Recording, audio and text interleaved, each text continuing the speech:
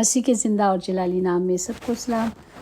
खुदा उनका शुक्र करते हैं आज के दिन से और उससे सारे दिल से और उस अक्ल और सारे ताकत से मोहब्बत रखते हैं और अपने पड़ोसी से अपने बराबर मोहब्बत रखना सब सोख्ती कुर्बानियों और ज़बियों से बढ़कर है। Praise the Lord. खुदावन हमारा खुदावन कहता है कि अपने पड़ोसी को, जो भी हमारा पड़ोसी है, उससे मोहब्बत करनी है। और आजकल हम देख रहे थे कि किस तरह हमने दुआ करनी है, क्योंकि दुआ ही हमारे पास एक इख्तियार है जो बाप ने हमें दिया है। हमने कल सीखा हना ने किस तरह दुआ की, रो रो के अपनी इल्तिजा खुदा के हजूर में पहुंचाई और उसकी दुआ सुन ली गई। हमें भी अपने दुखों में, परेशानियों में, तकलीफ़ों में सिर्फ खुदा को पुकारना और कहीं नहीं जाना, कहीं दरवाजे नहीं खटखटाना। सिर्फ एक दरवाज़ा हमने खटखटाना है जो सीधा खुदावन के पास जाता है। Praise the Lord. और आज का ज़िंदा कलाम है लूका की अंजील, उसका 5वां बाब, उसकी 32 आयत। मैं रास्तबाजों को नहीं बल्कि गुनाहगारों को तौबा के लिए बुलाने आया हूँ।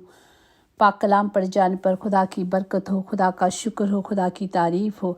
खुदा ज़िंदा खुदा हमें यहाँ कहते हैं कि मैं दुनिया में इसलिए भेजा गया हूँ, इसलिए आया हूँ ताकि सबके गुनाहों को मिटा डालूँ और बचा लूँ। बचाने के लिए हमें खुदावंद हमारा खुदा दुनिया में भेजा गया, क्योंकि आप सब जानते हैं कि गुनाह दुनिया में इतने बढ़ गए थे तो उनकी तौबा नहीं थी सिवाय खुदा के कफ़ारे के। और खुदावन ने इस कफ़ारे को अदा किया, अपने बाप की पाक मर्ज़ी को पूरा कर कर खुदावन के दाहिने हाथ जाके बैठा। इसीलिए वो कहते हैं मैं गुनाहगारों के लिए और बीमारों के लिए आया हूँ, उन्हें बचाने आया हूँ। जिस तरह जो बीमार होता है उसी की ट्रीटमेंट की जाती है ना, सेहतमंद की नहीं की जाती। इसी तरह खुदा ने कहा है कि मैं बीमारों के लिए आया हूँ। इसीलिए खुदा कहते हैं कि मैं गुनाहगारों के लिए आया हूँ, रास्तबाजों के लिए नहीं आया। और यहाँ पर उन लोगों की तरफ इशारा किया जो गैर यहूदी लोग हैं। और ये यहूदी लोग इब्राहिम और सारा की नस्ल हैं और उन्हें बनी इसराइल या इसराइल की उम्मत भी कहा जाता है। यहाँ यूनानी का मतलब है वो लोग जो यहूदी नहीं। मुकद्दस पालूस इस हकीकत पर जोर देता है कि खुदा उन सादा लोगों को कबूल करता है जो ईमान रखते हैं। और नजात का मतलब है कि खुदा पर ईमान लाने वाले, और ईमान लाने वालों को गुनाह और बुराई और शरारत की कुव्वतों से रहाई मिलेगी। जब हम ईमान रखेंगे कि खुदावंद हमारे लिए आया और उसने हमें नजात देती है। इसी तरह कलाम मुकद्दस में महकूम है इस वास्ते कि उसमें खुदा की रास्तबाजी ईमान से और ईमान के लिए जाहिर होती है। जैसे लिखा है कि रास्तबाज ईमान से जीता रहेगा। Praise the Lord. जब हम ईमान लाएंगे तो ही हम जीते रहेंगे, तो ही हम बचाए जाएंगे। क्योंकि जिस तरह हम देखें कि खोई हुई की तलाश, खुदावंद हमारा खुदा खोए हुओं को लेने आया है। जो खुदावंद हमारा खुदा तमसीलों में बात करते हैं, खुदा खोए हुए या भटके हुए लोगों को की फ़िक्र करता है जो खुदा से दूर होते हैं। खुदा की खोई हुई का मतलब है गुनाहगार इंसान या मसूल लेने वाले। यीशु के ज़माने में बहुत से यहूदी उनको मुर्दा या खुदा के हजूर से खारिज समझते थे। जो मसूल लेते थे वो जानते थे ये गलत काम कर रहे हैं, तो उन्हें वो मुर्दा ही समझते थे। और अगर हम देखें तो कलाम मुकद्दस में किस तरह खोई हुई भेड़ों का जिक्र है। हम देखें कि खुदावन कहता है कि मैं अपनी खोई हुई भेड़ों को लेने आया हूँ। खोए हुए बेटे का है। गुमशुदा सिक्के का जिक्र है, जहाँ वो एक औरत का सिक्का गुम हो जाता है तो वो चिराग जला कर वो उसे ढूंढती है, और जब वो मिल जाता है तो अपने दोस्तों और पड़ोसियों को बुलाकर कहती है कि मेरे साथ खुशी करो क्योंकि मेरा खोया हुआ धर्म मिल गया है। तो इसी तरह हमारा खुदा भी कहता है कि मैं तुमसे सच कहता हूँ कि इसी तरह अगर तौबा करने वाला गुनाहगार के बाइस खुदा के फरिश्तों के सामने खुशी होगी। जब एक खोया हुआ मिल जाएगा तो उसकी खुदा कहता है खुशी मनाई जाएगी। इसी तरह वो जो खोया हुआ बेटा मिल जाता है तो उसका बाप क्या कहता है। उसका बाप लूका की अंजील 15 बाब उसकी 23-24 में कि वो पले हुए बछड़े को ला कर ज़बा करो ताकि हम खा कर खुशी मनाएं, क्योंकि मेरा ये बेटा مردہ تھا اب زندہ ہوا، کھو گیا تھا اب ملا ہے، پس وہ خوشی منانے لگے۔ پریز دا لارڈ۔ تو خداوند ہمیں یہی سکھاتے ہیں کہ جب چیز گم جاتی ہے تو ہم خوشی سے مطلب چیز مل جاتی ہے تو ہم خوشی کرتے ہیں۔ اسی طرح خدا کے جو لوگ ہیں، خدا کے سے جو دور ہیں، خدا کی راہ پہ نہیں چلتے، جب وہ توبہ کر کے خدا کی پاک حضوری میں آئیں گے تو خدا کیا کرے گا؟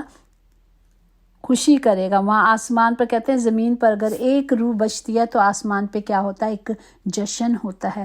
تو خداوند ہم سب کے لیے بار بار ہمیں تنبیہ کرتے ہیں، بار بار ہمیں سکھاتے ہیں کہ ہمیں اپنے گناہوں سے توبہ کرنی۔ اگر ہم توبہ نہیں کریں گے تو ہم بچائے نہیں جائیں گے۔ اگر ہم دیکھیں کہ وہ زنا میں جو عورت پکڑی جاتی ہے، لوکا یوحنا کی انجیل اس کا 8واں باب اس کی 1 سے اگر ہم دیکھیں کہ وہ عورت جو زنا میں پکڑی جاتی ہے تو وہ کیا کرتی ہے؟ وہ مطلب جو وہاں کے معلم ہوتے ہیں، جو وہاں فقی فریسی ہوتے ہیں، جو عورت کو عین فعل کے وقت پکڑتے ہیں، وہ وہاں خداوند کے بیچ میں لا کر کہتے ہیں کہ اے استاد یہ عورت زنا میں پکڑی گئی ہے، تو توریت اور موسیٰ کی شریعت کا حکم ہے کہ ایسی عورتوں کو سنسار کیا جائے۔ تو خدا کیا کرتے ہیں؟ خداوند ان مطلب چپ کر کے سنتے ہیں، پھر اس پر الزام لگاتے ہیں۔ تو خداوند کیا کہتا ہے؟ سر جھکا کر انگلی سے زمین پر لکھتا ہے کہ سوال کرتے ہیں باپ جی کہ کس نے گناہ نہیں کیا تو وہ پہلا پتھر مارے۔ اسی طرح وہ مطلب سر جھکا کر زمین پر لکھتے رہتے ہیں، اور جتنے یہ سن کر جو چاہے بڑے تھے یا چھوٹے تھے وہ ایک ایک کر کے نکل گئے۔ وہاں اکیلی وہ عورت رہ گئی جس نے گناہ کیا تھا۔ یسوع نے سیدھا ہو کر اس سے کہا، اے عورت یہ لوگ کہاں گئے؟ کیا کسی نے تجھ پر حکم نہیں لگایا؟ اس نے کہا، اے خداوند کسی نے نہیں۔ یسوع نے کہا، میں بھی تجھ پر حکم نہیں لگاتا، جا پھر گناہ نہ کرنا۔ تو اس نے بھلے خدا سے کہا کہ اقرار بھی نہیں کیا، لیکن خدا نے کیا کیا؟ جب وہ خدا کی حضوری میں آ گئی، پریز دا لارڈ۔ ہم دیکھ رہے ہیں کہ جب کوئی خدا کی حضوری میں آ جاتا ہے، جس طرح اس ڈاکو نے، برابا نے بھی خدا سے نہیں کہا تھا، پر وہ خدا کی حضوری میں آ چکا تھا، خدا کے سائے میں آ چکا تھا۔ صرف خدا کو اس نے یہی کہا کہ مجھے اپنی بادشاہی میں یاد کرنا، تو خدا نے کہا آج ہی تو میرے فردوس میں میرے ساتھ ہوگا۔ تو اسی طرح ہم دیکھتے ہیں کہ اس عورت نے بھی کچھ اقرار نہیں کیا، لیکن وہ کیا تھا کہ وہ سائے خدا کی حضوری میں آ چکی تھی، خدا کی پناہ میں آ چکی تھی، اور خدا نے اس نے کہا کہ یسوع نے بھی نہیں پوچھا کہ تو نے کون کون سے گناہ کیے ہیں، کیا کیا، اس نے بس کہا کہ جا اور پھر گناہ نہ کرنا۔ جب ہم ایک بار اپنے گناہوں کا اقرار کر لیتے ہیں، ایک بار جب توبہ کر لیتے ہیں تو ہم کیا کرتے ہیں؟ خدا کی پناہ میں آ جاتے ہیں، خدا کی حضوری میں آ جاتے ہیں، اور پھر خداوند جو ہمارا دنیا کا نور ہے، خداوند جو وہ دروازہ ہے جہاں سے ہم نے انٹری لینی ہے، جب وہی ہمارے ساتھ ہو جائے گا تو وہ ہمارا دائنا ہاتھ پکڑ کر ہمیں خود لے کے چلا جائے گا۔ جس طرح خداوند کہتے ہیں کہ دنیا کا نور میں ہوں۔ یسوع زوردار انداز میں کہہ رہے ہیں کہ میرا پیغام سچا ہے، میں دنیا میں اس لیے آیا کہ میرے وسیلے سے لوگ خدا کی ذات اور اس کی قدرت کو جان سکے۔ دوسرا مقصد یہ کہ میں انہیں بتاؤں کہ خدا سارے انسانوں کو نئی زندگی دینا چاہتا ہے۔ یہ مسیح کا پیغام ہے ہمارے لیے کہ ہمارا خداوند سب کو نئی زندگی دینا چاہتا ہے۔ جو وہ زندگی، پرانی زندگی کو ترک کرتے ہیں اور نئی میں آتے ہیں تو خداوند انہیں کیا کرتا ہے؟ قبول کرتا ہے۔ اسی طرح خدا کہتا ہے دنیا کا نور میں ہوں۔ نور اور تاریکی مطلب جب اگر نور میں اگر ہم دیکھیں، نور جب آ جاتا ہے تو وہاں تاریکی نہیں رہتی، اس لیے تاریکی نے کیا کیا؟ نور کو قبول نہیں کیا۔ تو جس طرح ہم دیکھتے ہیں کہ متی کی انجیل میں بھی لکھا گیا ہے کہ متی کی انجیل 14 آیات میں ہے کہ تم دنیا کے نور ہو۔ وہ خدا ہمیں کہہ رہا ہے کہ ہم دنیا کے نور ہیں، اور جو شہر پہاڑ پہ بستا ہے وہ چھپ نہیں سکتا۔ جب خدا میں ہم چلیں گے تو ہم اس روشنی میں چلیں گے، جس طرح یوحنا کی انجیل اس کا 9واں باب اس کی 5 میں، جب تک میں نور میں ہوں میں دنیا کا نور ہوں۔ خدا کہتا ہے جب تک میں تمہارے ساتھ رہوں گا یا تم میرے ساتھ رہو گے تو اسی روشنی میں چلیں گے۔ اسی لیے تو کہتا ہے کہ تم بھی دنیا کے نور ہو جس طرح میں دنیا کا نور۔ تو ہم آج کے کلام سے یہی سیکھتے ہیں کہ خداوند ہم لوگوں کو ڈھونڈنے آئے ہیں، ان لوگوں کے لیے آئے ہیں جو دلدل میں دھسے ہوئے تھے۔ خدا نے ہم سب کو اس دلدل سے نکال دیا، اس گندگی سے نجات دے دیا، ہم آج آزاد ہیں۔ پر ہم نے اس آزادی کو قائم رکھنے کے لیے کیا کرنا ہے؟ جس طرح خدا نے اس عورت سے کہا پھر گناہ نہ کرنا، ہم نے بھی پھر گناہ نہیں کرنا، بلکہ ہم نے کیا کرنا ہے؟ صرف خدا کی حضوری میں آنا ہے، چاہے دکھ، چاہے پریشانیاں، چاہے تکلیفیں کتنی بھی کیوں نہ ہوں، ہم نے ان ساری پریشانیوں کو خدا کی حضوری میں رکھ دینا، اور خداوند جو ہماری سپر ہے، خداوند جو ہماری طاقت ہے، وہ ہمیں ہمیشہ اپنی قدرت قوت سے بھرتا رہے گا۔ خداوند کا کلام جو زندہ ہے، وہ خداوند فرماتا ہے جس کے پاس میرا کلام ہے وہ میرا کلام کو دیانتداری سے سنے، غور سے سنے۔